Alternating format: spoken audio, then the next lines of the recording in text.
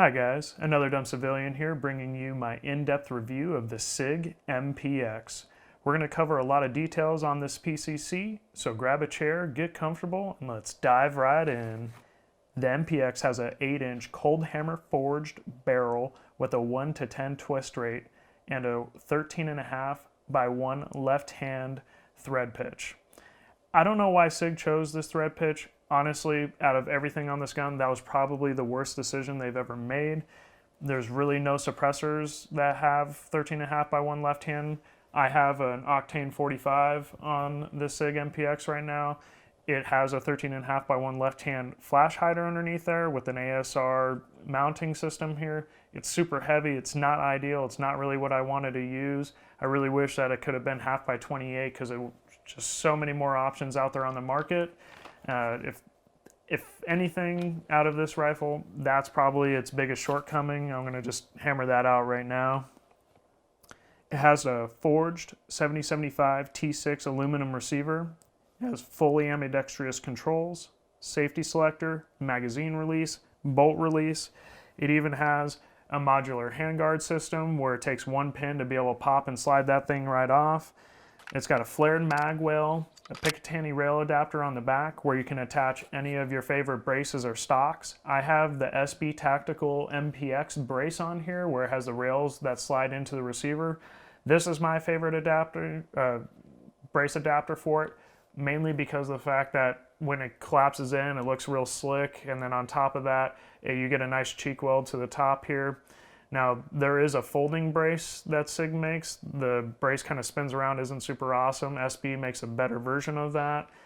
That one would make a smaller overall package, but for me, I like the rail one. Kind of gives it almost like an old school MP5 SD feel, but just a little bit better. Inside of the MPX is where it really stands out. It operates by a short stroke gas piston system and fires from a closed rotating bolt. It's a very AR-180-like action, which makes for an extremely soft shooting PCC. The trigger is an AR-15-like trigger. Sig actually says if you put an AR-15 trigger in here, it does void the warranty, although I've had a Geissele SSAE trigger inside of here for pretty much its entire life, and I've had no issues with it. The stock trigger that came with the MPX is honestly so atrocious. I can't believe that Sig would put them in there. Since this model, they've came out with the more recent models where it's, MPX-K and the Copperhead. They all have Tibney triggers in it, which are much better, but I just rock the Geissele SSAE trigger. Normal AR-15 trigger have had no issues. One of the biggest things about this that you need to consider is the weight. The MPX, as it sits naked, is 6.1 pounds. I want you to consider that because there's a lot of AR-15 pistols that have 10.5-inch barrels that are probably the same weight, if not close to, and you're getting a little bit more caliber choices out of that, whether 5.56 or 300 blackout, and really ask yourself if it would be worth going to a 9mm platform for that. So just consider that when you're looking at the MPX. So reliability and accuracy. So I've only had 2 major malfunctions with this. I was shooting it like a Star Wars blaster with some tracer ammunition. It really didn't like that too much. I think the ammunition's just a little too dirty and it caused a jam here or there with it, but I was just doing it more so for the fun factor. The second one was a little piece of brass shaving somehow got stuck in the hole in the bolt face of the BCG where the firing pin hits the primer. Somehow it got kind of wedged in there where the firing pin got bent to where I was getting light primer strikes once I cleared it out of the way. Contacted Sig, they sent one right over to me, put it in. Since then I've never had any issues and I've shot thousands of rounds since that time. Really the only issues I've ever had. This thing eats ammo like nothing else, whether you're shooting ball ammunition, subsonic, hollow points, plus P ammo, plus P, it eats it all. It shoots like a typewriter, especially with having the suppressor on the front and the gas system. Just makes this a dream to shoot. Moving on to accuracy. Now the MPX has been extremely accurate for me. I know that there's been some videos out there saying that there's issues here and there with different models with accuracy. Out of all the testing I've ever done, I haven't seen it. I have mine zeroed at 25 yards. I shot with Winchester white box ammunition, but at my indoor range this time at 23 yards. And these are the type of groups that I'm getting. So this is at 23 yards, 5-shot group, as you can see, all touching each other, super tight, accurate loads. And this is out of Winchester white box. I'm only assuming that with some higher ammunition, we're gonna go ahead and tighten that up just a little bit. And also, this is with me shooting. I'm not exactly the best shot, if you will. Here's another 5-shot group, 23 yards. This one's even tighter. I was pulling it in a little bit better. Probably one of my best groups out of the day.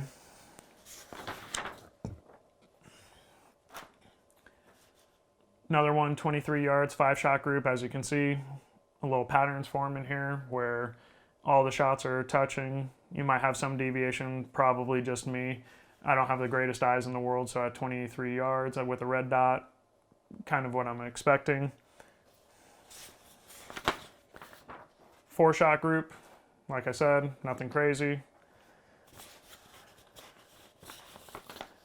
Another 5-shot group. I mean, I don't know about you guys, but to me this seems like it's pretty amazing accuracy.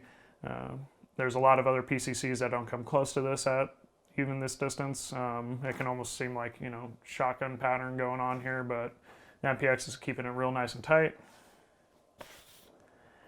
I sped up my shots a little bit on this one. This is going to be 5 shots, faster anyways.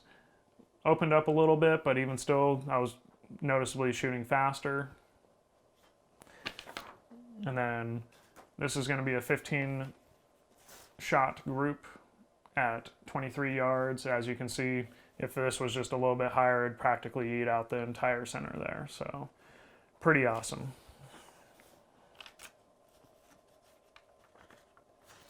Now, one of the big things too when you're talking about the MPX in this weapon system is going to be its barrel length and choices, because there's so many different options out there. I chose the 8-inch barrel because I wanted more velocity out of it. There's a lot of people that just want to go in the smallest configuration that you can get.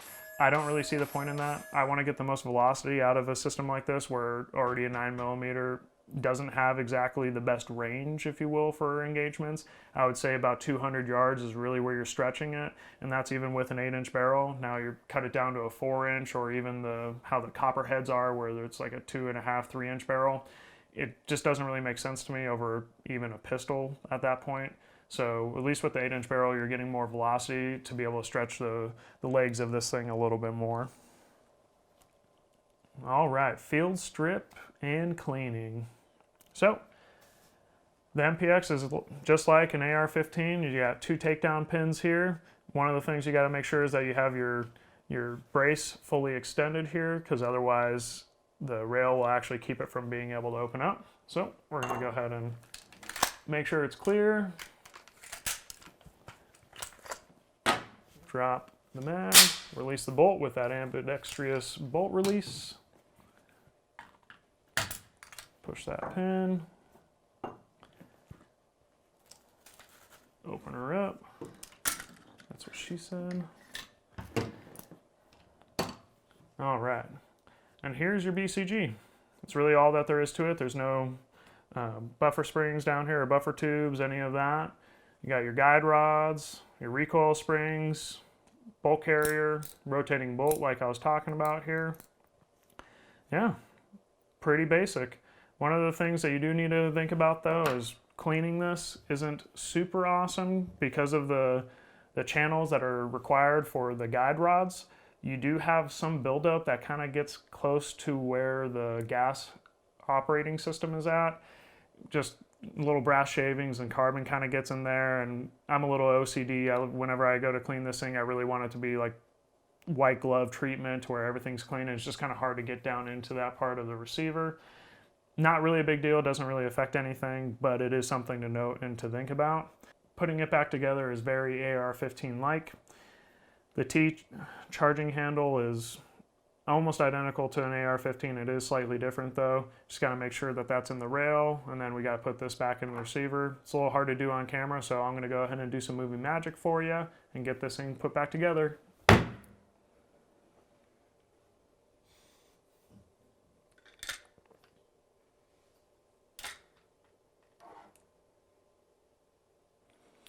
All right, and now we have it back together. So let me talk about my setup here. Clearly it's not factory. There's a couple changes here and there for it. One of the big things you might notice is the fact that I don't have the factory handguard on here. The factory one is key mod in aluminum and only comes out so far, but I decided to change it out to the Lancer Systems M-Lock carbon fiber handguard. The reason why I did that is I wanted the handguard to stick out a little bit farther down the suppressor. That way, when I reach out farther, one, it gives me a little bit more purchase, but two, as I start shooting, it actually doesn't heat up as much as a normal handguard that's aluminum would. Carbon fiber doesn't transmit heat, so it's not going to cook your hand like bacon. Next, I have the Streamlight TLR2 HLG. So it's a light laser combo with the rifle pressure pad there, so in that way you can do the little boop boop to turn it on. Also, we have backup iron sights on here, running a red dot. You just want to make sure that you at least have something. It's nothing fancy, just the iron sights that came with the MPX. They're not the trimmest, but you don't have to pay for them since it came with it. Got the BCM angled grip on there, just something that's a little bit more of a hand stop more than a grip. I wanted to try to keep it slim and trim up there. Also the Talon universal grip tape. They just come in little sheets. You put it on there, stick it on, make sure you get it nice and tight. They'll go through and cut out all the M-lock slots. That way it looks pretty custom. Coming back, we got the Geissele SSAE trigger. I've already explained that. It's just an AR-15 trigger. We got the Radian MPX charging handle. Now, the MPX does use proprietary charging handles, so you have to use one of those. They're just a little bit more expensive, so keep that in mind.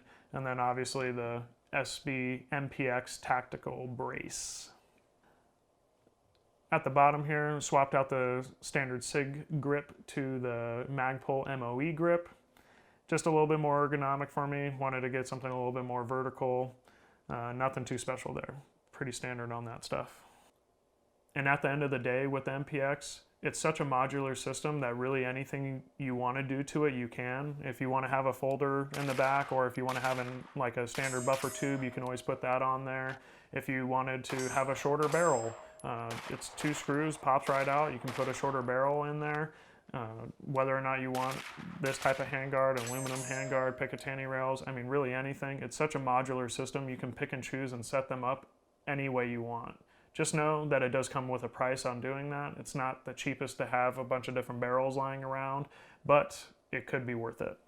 One thing to add when talking about removing barrels is to clean the gas piston system, you actually do have to remove the barrel by these 2 screws here. And then you slide the whole barrel out, and then you can clean the gas piston system there. That is one of the bad things about it. Every 2,000 to 4,000 rounds, depending if you're shooting it suppressed, it's probably a good idea to go in there and clean out the piston system. I've cleaned it a couple times. It's not too bad. You just go back in, tying down the barrel, and make sure that your zero is good. Other than that, pretty straightforward and easy system. So who would use this and why? Since its inception in 2013, it has been adopted by 14 countries and used by multiple different law enforcement agencies across the United States. Tons of competitors use the MPX because of its reliability and accuracy. And then of course, home defense, truck gun, or even a solid bag gun. If you toss the folder brace on there and maybe didn't run it suppressed all the time, folding it up, putting it in a backpack or something like that, totally doable, and honestly a pretty good option. For me, my MPX is set up for my ultimate home defense gun. I really wanted something reliable, ergonomic, not too heavy. I wanted to be able to have 9mm subsonics, so in that way I have low sound signature. I wanted low back pressure and also low percussion when shooting indoors, even with suppressed. Because of a 5.56, you shot that inside, even suppressed, it would be pretty loud. You have subsonics in here. It's much more manageable to your ears, because if something happened in the middle of the night, you're probably not going to have ear protection on. So, all in all, is it worth it? The MPX is truly an exceptional weapon system. It's soft shooting, accurate, ergonomic, and reliable, but with a steep price tag that comes along with it. Everything is more expensive, from the gun itself being about $2,000 to the magazines, which is just crazy to think about, are 60 bucks a piece, considering Lancer magazines for AR-15s are about $15 to $20 a piece. So they got to figure something out there. And along with that, all the accessories. Everything's just more expensive MPX. The brace itself, $200+. The charging handles about 20% more. The rail system's pretty expensive. Just everything along with it with MPX is pretty expensive. That being said, the MPX is in the range bag every time I go out shooting. From new shooters to military and law enforcement, they all love the thing. So if you can stomach the cost, you'll have one of, if not the best, PCC available. For me, the MPX is a home run. It checks all the boxes except the weight and the 13.5 by 1 left-hand thread pitch, but everything else you get is well worth the money.